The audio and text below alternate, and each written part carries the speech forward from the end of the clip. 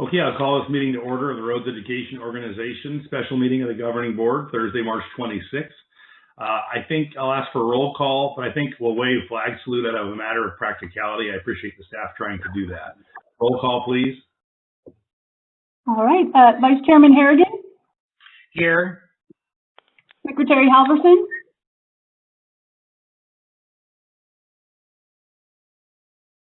Secretary Halverson, are you there? Unmute it, Tom. Sure. Well, I'm doing. All right, Secretary Halverson is here. Come on. Member Holmes is absent at the moment. Chairman Lewis? Here. Member Martell? Here. Member Siegel?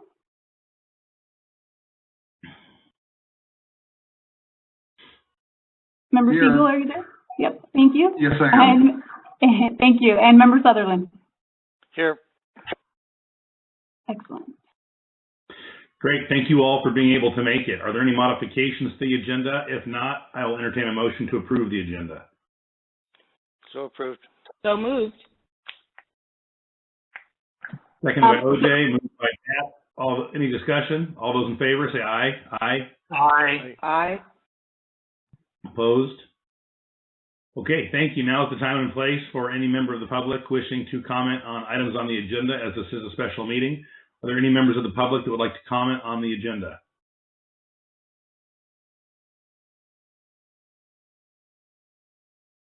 We'll give a little extra time because of the technology. They're recommending 30 seconds.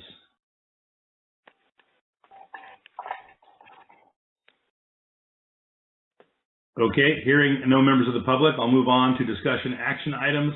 Resolution 2021, Declaration of Emergency Conditions. I've gotten very familiar with these as a city manager in the last week. Wow, how times have changed since we last saw each other. Ms. Gaskell, go ahead. Sure. I just wanted to give everyone an update on where the schools are at so that you understand why we need this declaration of emergency conditions. So we are, our school sites, our resource centers, as we call them, are closed to the public. Signs on the front door give very clear direction to enroll or to call if they have any questions. And then all of our, last week we had Northern Cal that was on spring break, and this is the only week that they're all back once, and then next week and the following week we have Southern Cal going out one at a time on spring break. So they're all in school session now. All of the teachers are meeting with their family on video conferencing. We're using Zoom or Google Meet. They're reaching out to families. We developed emails for them, template emails to send out all of them. They're trying to engage them with their classes, pretty much doing everything that they normally do, that they're just doing.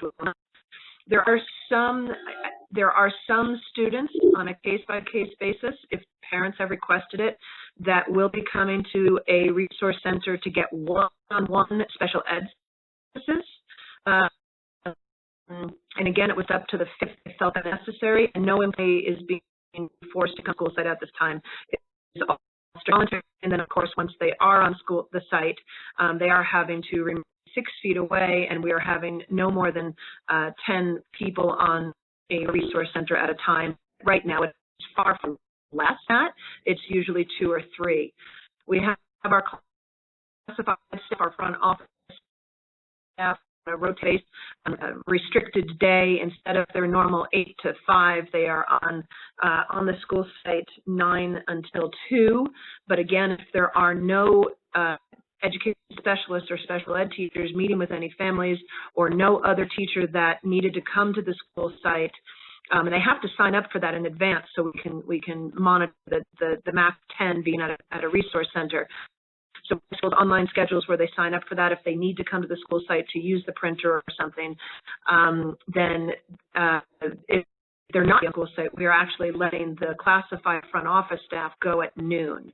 So again, it's really important, and they're being really good about signing up on the online calendar so that they can let class staff know if they plan on coming by the school site for any duration of time. And they have it in writing multiple times what the restrictions are and how they can engage there on the school sites. But it is really, really limited.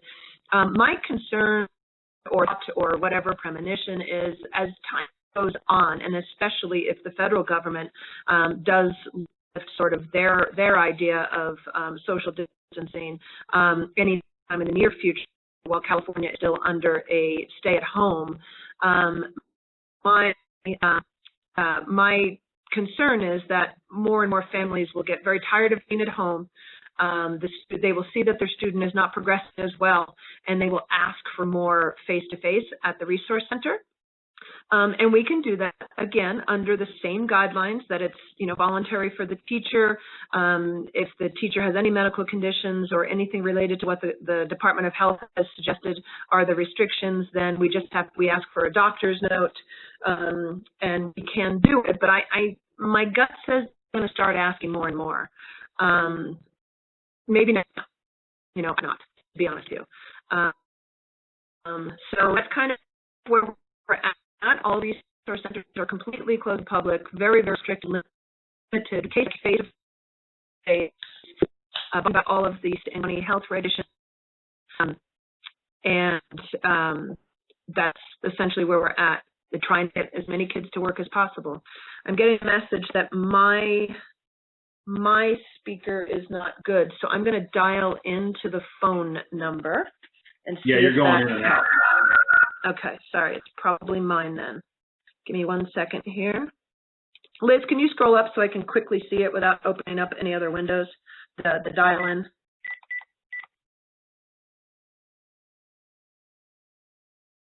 Never mind. Yes, you should be able to see it right here at the top.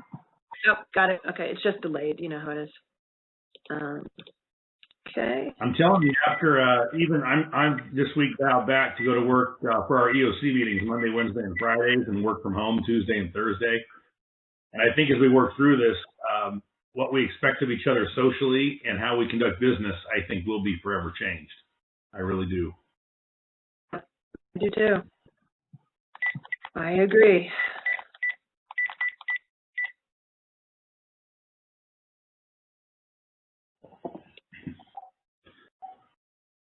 Okay. Is that any better? Can you all hear me any better? Mute your computer speaker. I do have my computer speaker muted. Sorry, no, it unmuted. There we go. Okay. There you go. Is that better? All right. Yep. Were you able to catch the gist of it, or would you like me to give you a quick flyby on what the status is of our resource centers? I was able to follow you about 90%. Other board members, are you okay? Steve got it. Yep, Steve's got it.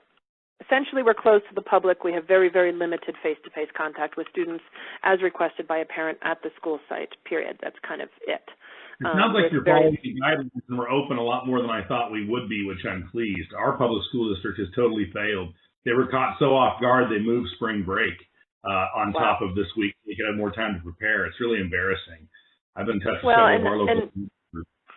As you know, I'm working with 4 counties because that's where we're located.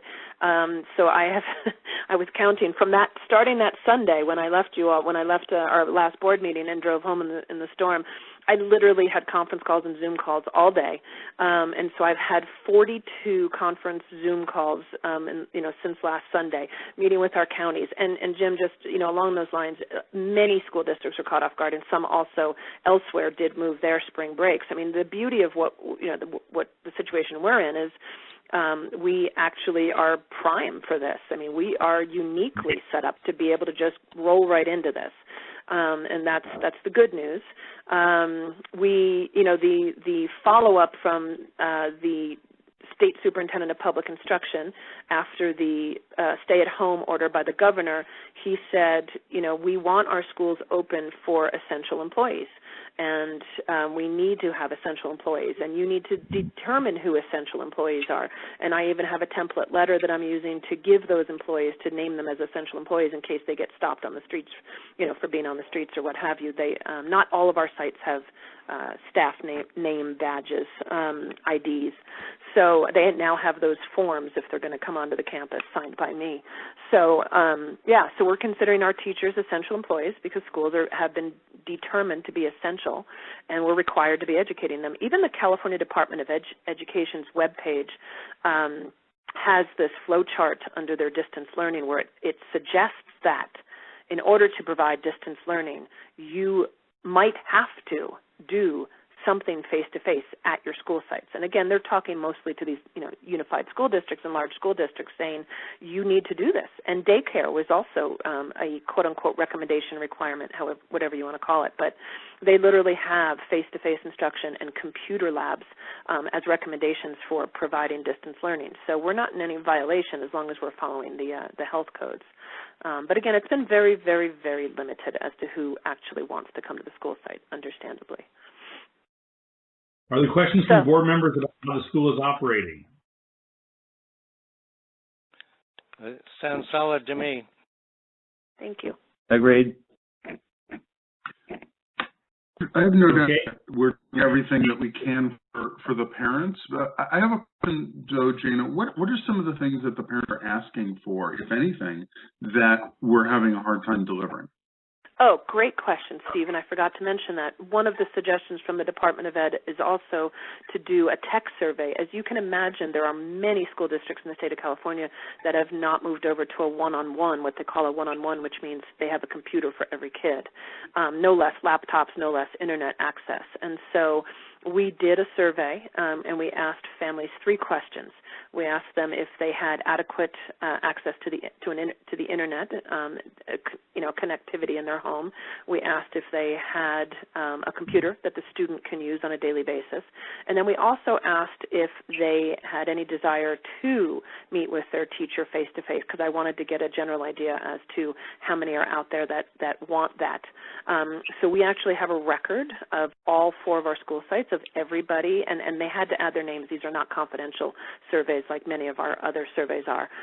They had to add their names so that we can get in touch with them to get them a computer, which is not a problem at this point. We don't have stockpiles of laptops. Steve said he lost me completely. Can you guys hear me? Yes. Yes. Okay. Huh. Yes. We don't have stockpiles of computers, so we are actually probably going to use all of our loaner computers and loan those out to those kids, and they have to sign them out, and we take inventory, obviously, and they have to sign a computer use agreement. And then we will start actually dipping into the computers that we set up in our learning labs and start using those. I did just yesterday find out that if we did need to order additional computers, that is an expense that we can get reimbursed for under FEMA. And Liz and I are going to work on looking at what some of those expenses are and possibly looking to filling out an application, so to speak, with FEMA for some of the reimbursable expenses. You can get, if there's any overtime for any staff that wouldn't normally have overtime as a result of the crises, that is reimbursable. There's a myriad of things that are reimbursable, and I was on a Butte County call, and obviously many of those charter schools and districts were, they did FEMA applications last year with the fires, and so they had a lot of information and gave us some examples of budgets of what FEMA was able to reimburse for. So it is computers and internet, and so we are giving our families, we have a list of companies that are providing free internet. And we have sent those out to the families. We'll send them out and again in another email today. This week I'm sending a parent email, trying to limit it to 1 a week where I can just gather all the information and send it out once a week to all of our families. We sent it out once already, but and the teachers have sent it out, but some of the schools were on spring break, so maybe the parents didn't look at it. So that's the only thing that they are saying they need right now. They need, they actually, many of the families that I've spoken to, they're inundated with information, obviously. Nobody is saying I need more information. We're really good about saying what the conditions of our school sites are and what's happening at our school sites. There's a few that need internet and a few that need computers, and so we're working on that individually with the families. Let me make a comment on FEMA. Be very careful. Reimbursements come very slow. It can take months to a year. And you have to be following the ICS incident command structure and using things like Form 214s, and there's all kinds of things that you have to do that FEMA will ask you for. And if you miss something, you're out of luck. So if we buy a bunch of stuff and leverage ourselves, it would be very careful how you do that. So you need to make sure you really know what you're doing when you buy that and we're documenting correctly. Jim, this is Pat, and I would add to that, document. Yeah, because FEMA requires extensive documentation. And if you are missing one document, they will hold up your reimbursement for a very long time. So everything that you do, make sure that you maintain the documents that are necessary and have an adequate record of everything that you have done and are requesting reimbursement for.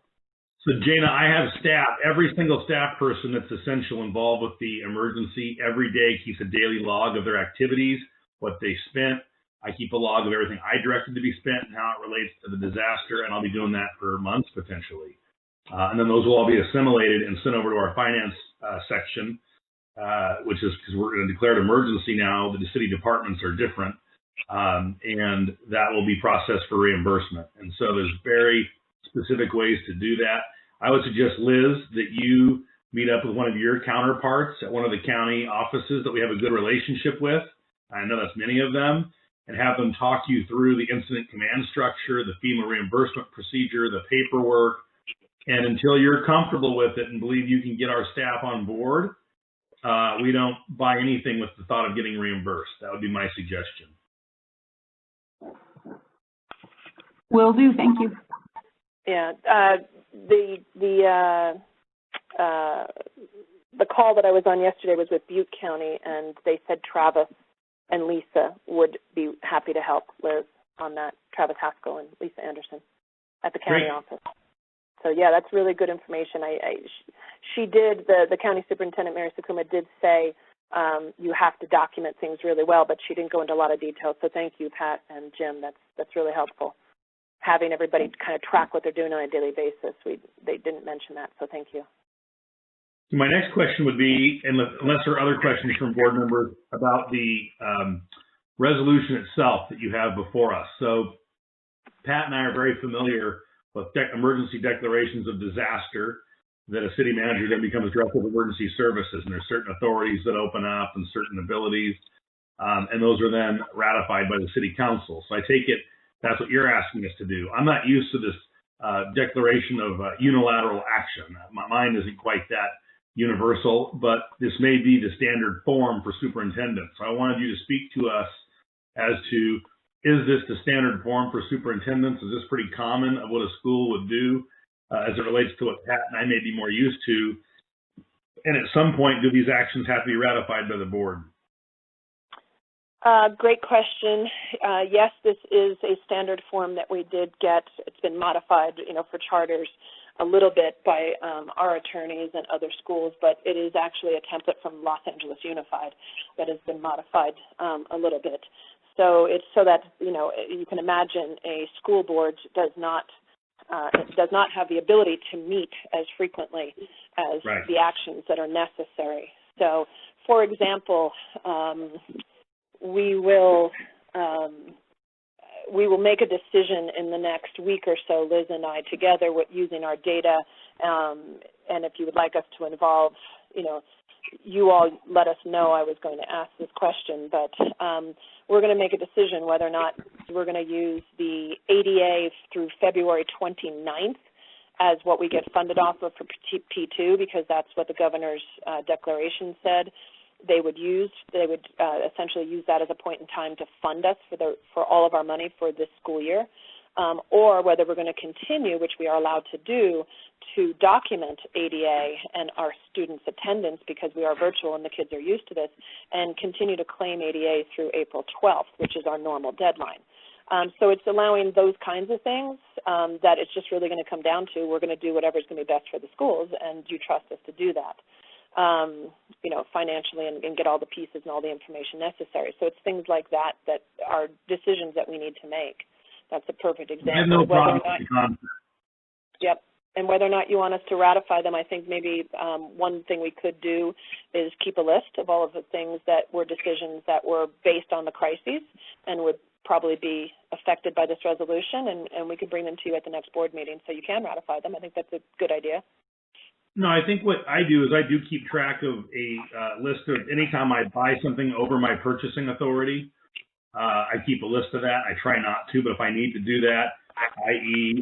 Personal protective equipment for public safety these days or other things, I'm not going to wait a week and a half or 48 hours to get the council together. I'm going to do it. And then I tell the council I did it with the trust that they will ratify that. And so that keeps me accountable, because I know at some point I got to go back to mom and dad and ask permission after I did it. And so I think, for example, if you guys decide you do have your act together on FEMA reimbursements and want to go for it, and you're going to buy 20 laptops, that's going to be way over your purchasing authority. But you can do it. That's the whole point of this. So you can do it and keep our program going. And then you would just make a note of that. So these actions that are outside your regular authority, I think, just for transparency and trust of our constituents, it's probably a good idea to keep that record. It shouldn't be very many things. And then bring that to us at our next board meeting. So that's what I would support. Ralph has joined the call. Thank you, Ralph. Are there comments from other board members about this or anything else? No, this is Tom. I support your action. I think it's appropriate. You're going to make decisions tomorrow in a week, and we have no knowledge of it and can't do much about it anyway. So I think you can tell us later what happened, but I trust you to make the right decisions. Thank you. This is Pat. I agree, and I would make the motion to approve the action requested. Second. Is there a second? Second. Who was that? Tom? Who seconded? Go ahead. OJ. I'll do it. Tom. OJ. Okay. OJ, I think. Okay, any further discussion on the resolution? Okay, all those in favor say aye. Aye. Aye. Aye. Any opposed? Okay, the resolution passes. Thank you. And this is signed by who? I didn't see it. It had a FedEx to me. The board chairman. Jim. Yeah. So, Chairman or secretary? The chairman or secretary? Okay, so Tom, your technology is probably easier for me to sign it at City Hall and scan it back to Liz in blue ink. So there's a sign. Please. Are you comfortable with that? Yes, sir. Okay. So Liz, that's what we'll do. Email the form to me, and I'll sign it in blue ink and scan it and send it back to you. Okay, will do. Thank you. Okay, that concludes our public business meeting. We will adjourn this meeting and reconvene in closed session in 5 minutes. How about that, Jane?